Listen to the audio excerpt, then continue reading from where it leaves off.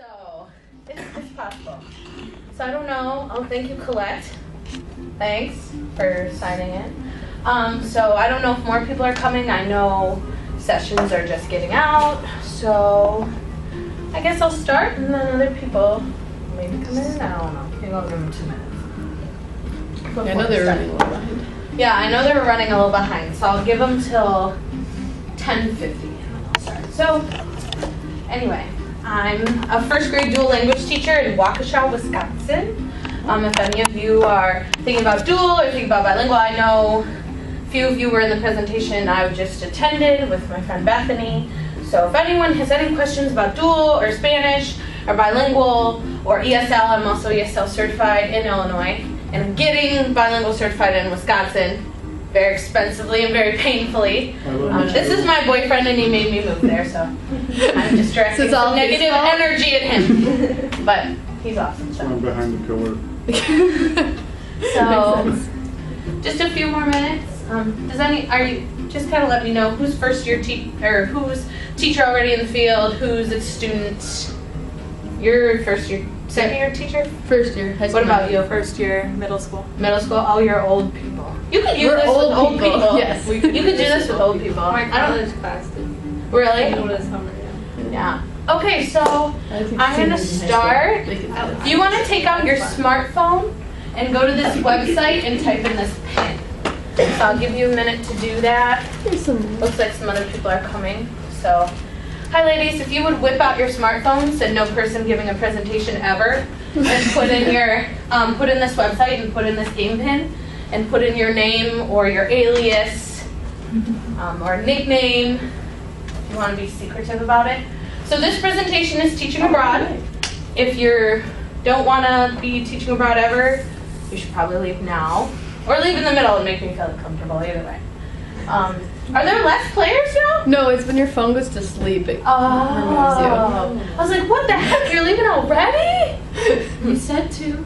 Yeah, right, that's true, I did say. Teachers are always rule followers. Sorry guys, I guess if your phone goes to sleep. So just go ahead and get that fired up, let me know when you're all ready, and we will start our little quiz. Now, the question will display up here, and your phone is your answer board. So you'll have to look both places on the smart board and on your phone to decide. Has everyone signed up? Let me know if you're not signed up. All right, I will begin. All right, let's go. Okay, teaching abroad. Are you ready? And so I'll read the questions to you. Teaching abroad is an adventure, scary, life-changing, all of the above. So go ahead and pick your answer. You have 25 seconds because I know you're in college, you're smart. And you guys are really fast. So all of you got it correct. It is all of the above. And don't let the scary part scare you away. I'll be talking about that. Peyton, nice job. Who's Peyton? Nice job. She answers the fastest. Okay, you can go to Panama, Thailand, South Korea, all of the above. That's me. I'm actually Chile in that picture. Yes, you can go to you can pretty much go to any place you want. Europe is difficult, and we'll talk about that later. So if you have Paris set in your mind, kind of want to wipe that way, because it's probably not going to happen. Peyton again, man, that's fast. You will make, this might surprise a lot of you, more money, less money, the same amount, no money at all, you're going to be broke. I don't know the answer. A little longer on this one.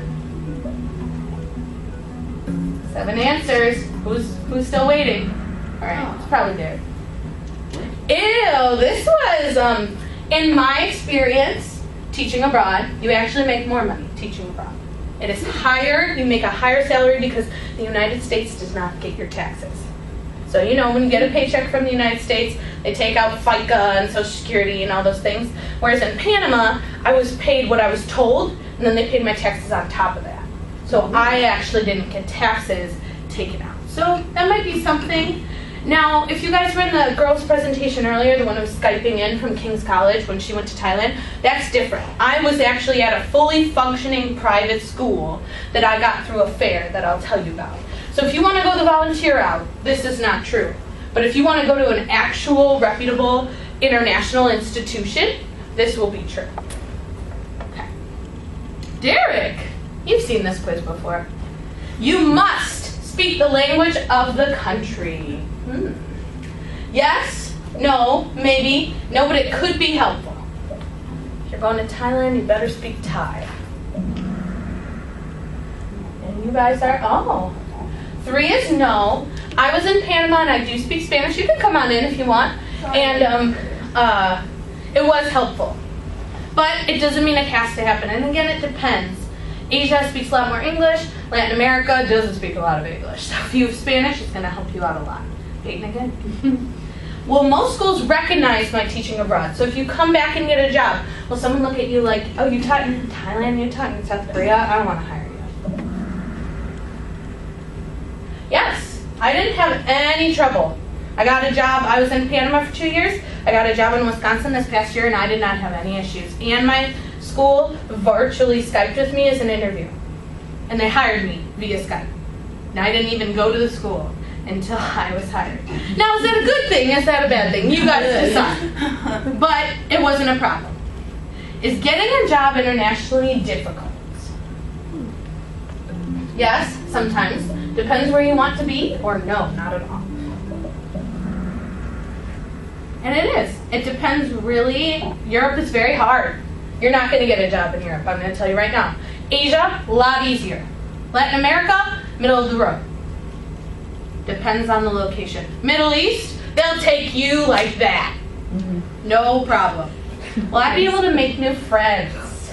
So remember, all your friends are probably here. They're not going to be in wherever you're going to be. Never you will be forever a loser. And I spelled it Loster. With time and effort, no, yes. Yeah, making friends abroad takes a lot more time and effort because you're out of your comfort zone. You're in a new country and a new culture. And at my school, I found that there's a lot of teacher turnover. So the Panamanian teachers didn't necessarily want to be my friend because they're like, oh, you're going to leave. So that's one thing that I did not like about teaching abroad. Isabel, who's Isabel? Nice job, Isabel. Teaching abroad allows me lots of time to travel, sometimes travel, no time. Why would I want to travel? If you click that, probably shouldn't be here. And it does. It does. I had a lot of breaks in Panama. You know, we had Fiesta de las Patrias, which was like 10 days. Then you have a 3-week winter break because a lot of kids go to their native country. You get a lot of time to travel. Summer's not as long, but you get more breaks throughout the year. So actually, it's cheaper to travel because you're traveling on a lot of the off-seasons. Isabel again. What kind of teaching license do I need to teach abroad? No license at all. License for that country. Regular Illinois or U.S. license. License to kill. Definitely green. That's the answer. Okay. Yes. Whether you guys who are at Augie all will have an Illinois license. That's all you need is whatever state you're from. That's the license they take. Is it safe to teach abroad? Now again, it depends on where you're going, but no, you will die. No one can save you. Generally, yes. Generally, yes, and the school will take care of you. You will die is definitely the answer. Yeah, and the school, when I went, they gave you a briefing. They're like, these are the unsafe areas. We don't want you to go. These are fine. Again, it depends where you go. I have a friend who teaches in Beirut, Lebanon, and that's not somewhere I would go. But, you know, it generally is, and the school does. They are responsible for you, and they will take care of you. Kelly, nice job. How do international schools compare to U.S. public schools? More money and resources, less organized, students with higher levels of SES, socioeconomic status, or all of the above? You need to read all the options. You don't need all the options? I need to start reading all of them. Oh yeah, you should read them all. Picking one. There's one more person. Okay. It is. It is all the, ooh, that was a hard one. It is. They have more money, but they throw their money at things. Like, oh, we need new iPads. Let's get 60 of them, but not train anyone. Or, we need books. Let's go buy 100, but let's not really read them. Like, they just throw money at problems because they charge tuition, and they can charge it. Because I had Alfonso Soriano. He played for the Cubs and for the Yankees. I had a son in my class. Like, these are rich, rich kids, and the school has a lot of money, but they don't research, and they're not well organized. So, and I have only taught abroad in Panama, but I have friends who've taught a lot of different places, and it seems like that's a common theme, is these schools have a lot of money, but they're not very well organized. How do I get a job coming back to the U.S.? Now, some of you might want to go live over there forever. You don't have to worry about this. But you can't. The internet has made it possible. This is not a good career move. You have to wait until you move back to the U.S. to get a job.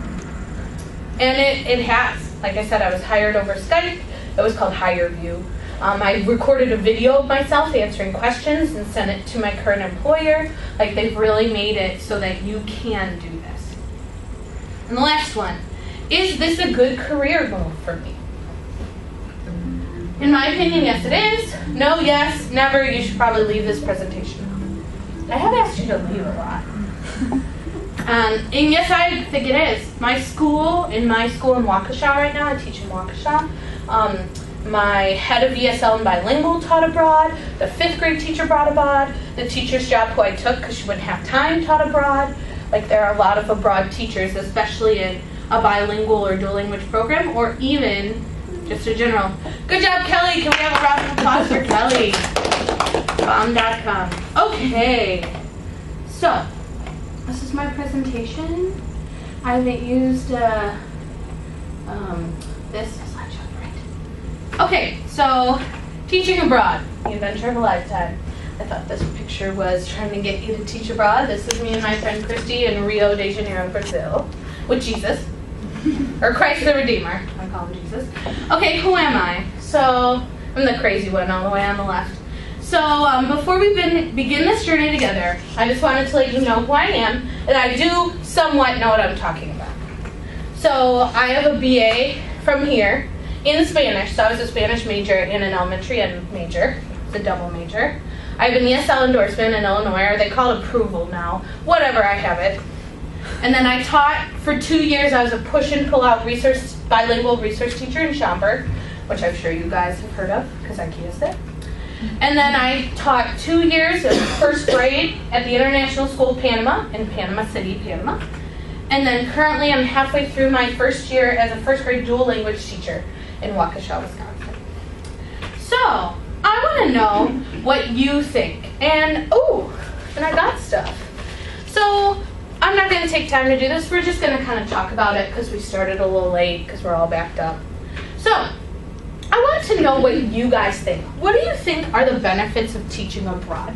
In your mind, when you think, oh, I want to teach abroad, why do you want to do it? So if you can just kind of turn to your partner, turn to the person next to you. You guys are adults, so I don't have to assign you partners. So go ahead and just kind of talk to someone near you. What do you think the benefits would be? And since I'm an ESL teacher, I gave you a sentence frame. I think some benefits would be. So just go ahead and talk to someone next to you. What do you think are the good reasons to teach abroad?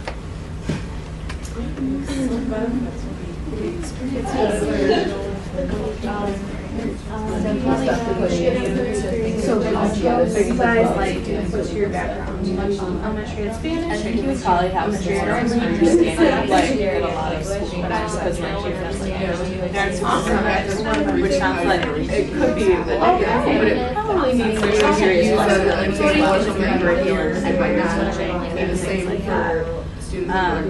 Also get to travel. I mean, like, it's Awesome. like the word.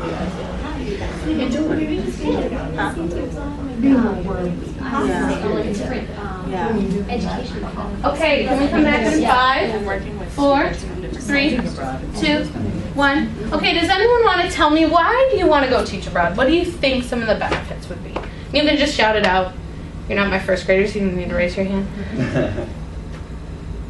Anyone? Well, I was hearing over here that like the culture and enjoying the culture, and then she and I were talking about if you're a Spanish major, Spanish minor, Panama did help my Spanish. I taught in an all-English school, and I actually wasn't supposed to speak Spanish to my kids, but I mean I was out in the community talking to the police, more than I should have, because I got some traffic tickets. One of my friends' laptops got jacked from her car, and I had to go yell at the security officers. I did a lot of yelling. So, I learned a lot of Spanish that way, so I came back and I felt like I was ready to take the step of dual language. Okay, any other ideas, benefits? All right, so we're not a very chatty group, so I guess we'll move on. So what do you think some of the challenges would be?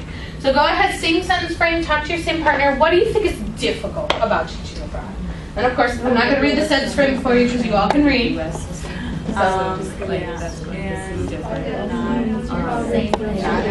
Dealing with brand new place, culture shock, no support. It's your first year. No support in the middle of Illinois. Right. Yeah, exactly.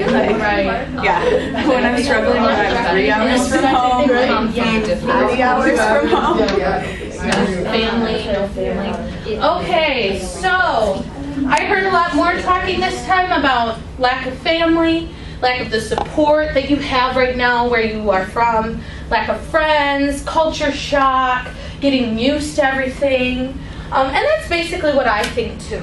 So this is that's what my school looked like, the International School of Panama. And I'm clicking yes. Okay, yes. All right, so I'm just going to kind of show you. This is just one school, but I just kind of want to show you this video so that you kind of get an idea that when I first went to international schools, I was like, they're going to look really weird, and they're going to have some really weird stuff, and it's not going to look like a school at all that I've ever seen. But actually, as you'll see from this video, it actually looks kind of a lot like a U.S. public school. So I'm just going to kind of play this for you. And my school is called the International School of Panama, and I was a first grade elementary teacher. So this is just kind of how it looked. We had outdoor hallways, but it looks a lot like a first grade U.S. classroom. That's actually my team partner, my previous team partner. We did not have one-to-one, which a lot of U.S. schools do. Outdoor hallways, carpets, desks. I mean, it really doesn't look that different. They don't have to play outside a lot more because there's no winter. Books, library. So I just kind of wanted to get you to see that really international school classrooms don't look so different from what you're used to. Of course, some things are different, and we'll talk about that, but it's basically the same thing. Our mascot was the dolphin, okay, so you could clearly see. It's our gym. We had flag ceremony every Monday. We sang the Panamanian national anthem. It takes forever, it's like 15 minutes long. Music. They wore uniforms, that might be different for you. And we had really nice amenities like tennis courts. We had a saltwater swimming pool. Yeah, the only one in Panama, I guess, or in the city. So it looks pretty much like a school would. Julie, would you say this is a typical Panamanian school? Or, No.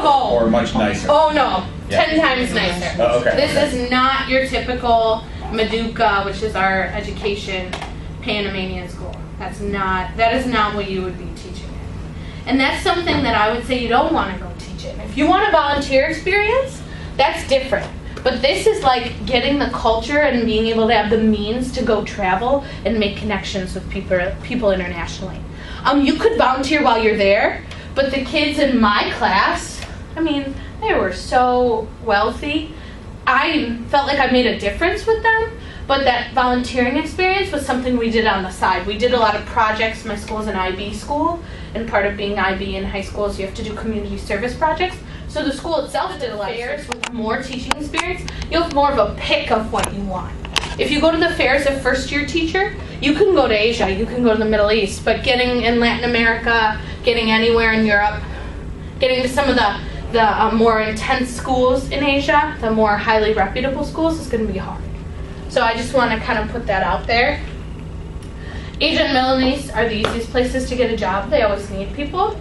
If you dream of teaching in Europe, it is highly unlikely you will get the job. They want a master's degree and a lot of experience. So if Europe is your final goal, get a master's degree, get some experience, and then try to break into that market. Getting a job in the U.S. afterward is not as difficult as you may seem. I've found that a lot of places like the overseas experience.